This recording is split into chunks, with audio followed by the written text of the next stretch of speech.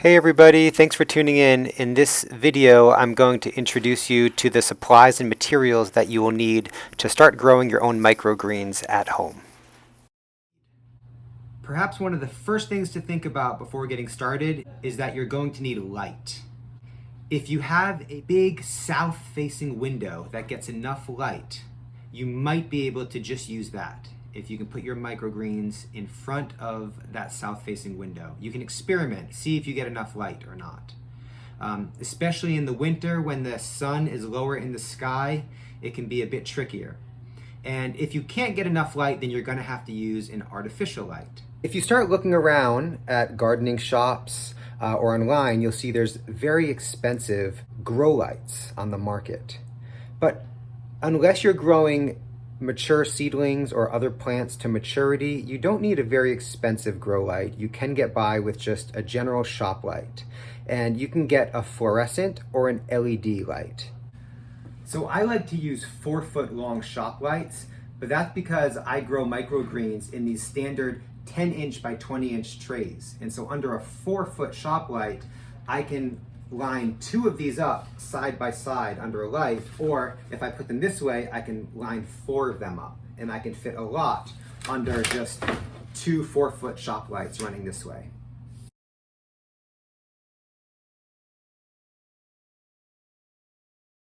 If you're just going to grow in a smaller tray, like something like a reused container like these, then you don't need such a long one. You could get a shorter light like this, or you can even just get spotlights.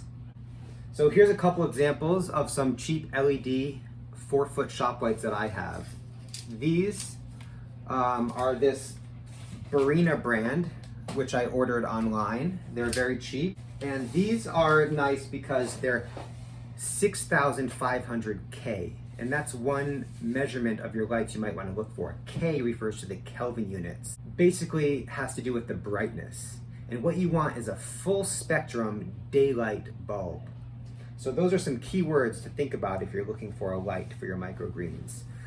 Full spectrum, daylight, and something that's at least 6,000 or 6,500 K or Kelvin units.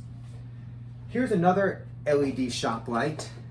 You can see in the box there was actually 2 bulbs side by side in this fixture, 4 feet long. And I got this one at Ocean State Job Lot for I think about $15. One light like this you can put 2 to 4 large trays of microgreens under.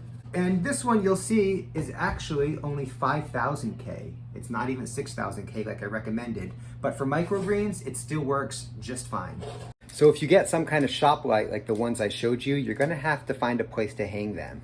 And so you can get creative with that. Sometimes on a shelf, like here I've got a shelf here, maybe here I could hang a couple lights under here and then grow the microgreens on the shelf below. But let me show you the little setup that I've got here in my office. So here I've got a 4-foot bookshelf. It was an old bookshelf that I repurposed, and I hung my lights up under here. And I'll show you what it looks like when I turn them on.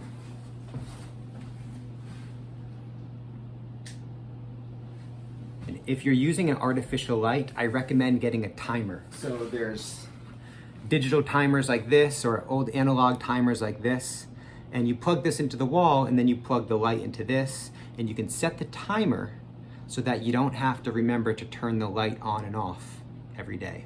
And once your plants go under the light, I recommend that you set the timer for them to be on 16 hours a day.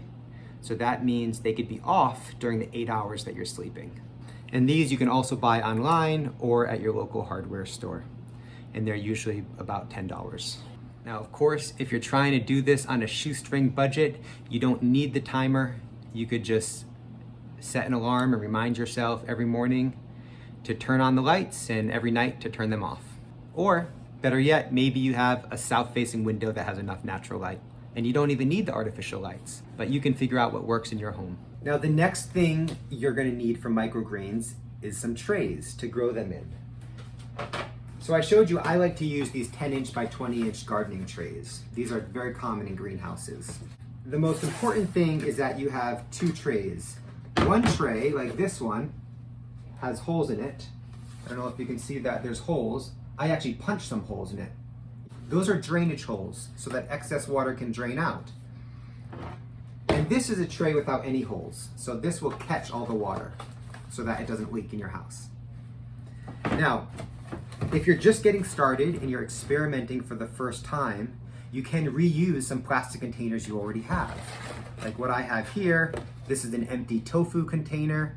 This is an empty mushroom container from the grocery store. This is just like a takeout container or a TV dinner, something like that. Now, whatever you use, remember you're going to need 2 trays. And you're going to need one that you punch holes in and then one that catches the excess water. Or you can use trays like this. If you had 2 tofu containers, you could punch holes in one and then put that inside the other one. Or you can get creative with whatever you have. Strawberry containers already have holes in them, something like that. Now the next thing you're going to need is some type of potting soil or some type of medium that you're going to grow your microgreens in. Now there's a couple options for that. You can go to your local hardware or gardening store and you can get some seed starting mix, which is usually a peat-based mix made with peat moss or sphagnum peat moss. Sometimes it'll have perlite in it, which is also very good. Or you can order online, or you can buy sometimes at a gardening store what's called cocoa coir. And cocoa coir is little shredded pieces made from the outer husk of coconut shells. And that's a very sustainable option because it's making use of an agricultural byproduct which would otherwise go to the landfill. So if you want to try cocoa coir, I recommend that. And that's what I plan on doing next time. But this time what I'm going to be using is a peat and perlite mix, which is just a general potting soil. What you don't want is a potting soil that has fertilizers or compost in it.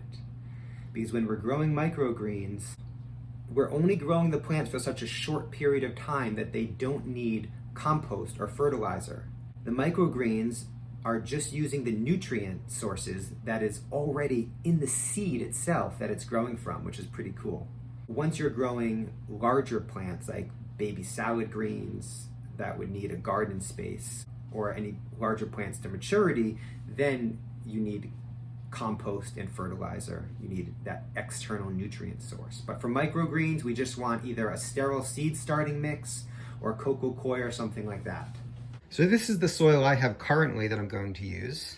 And I put it into this big bin, I kind of break it up, loosen it up. And this is basically just a mixture of peat and perlite. So let's talk about seeds. There's so many different varieties of microgreens you can grow, and there's a number of good sources where you can get seeds. Right now I have some seeds from Johnny's, which is a seed company in Maine. These seeds here are a mild micro mix, so it's a mix of different brassicas like kohlrabi and cabbage and mizuna and kale. And this is what the seeds look like. Now, another great source for getting seeds is Mums. That's M-U-M-M-S. Their website is sprouting.com, and I have a big order of sprouting and microgreen seeds that I'm waiting to arrive now, and I'm going to share some of those seeds with you guys. So in addition to Johnny's and Mums, there's other great sources of seeds like True Leaf Market or sproutman.com. where you can also order sprouting and microgreen supplies like trays or sprouting lids, things like that. Forgive me for interrupting the flow of the video here, but I forgot to mention something that's very important. When you're shopping for sprouting or microgreen seeds, make sure that the seeds are specifically being sold for sprouting or microgreens, because that means that they've undergone rigorous testing to make sure that there's no harmful pathogens or bacteria on your seeds, which is important when you're growing and eating something like sprouts because you're eating the entire plant, including the seed. So that's why you want to make sure you're purchasing seeds that are specific for sprouting or microgreens from a reputable source. And on that note, I will end the video here, as that concludes the lesson on all of the supplies and materials you will need to start growing microgreens.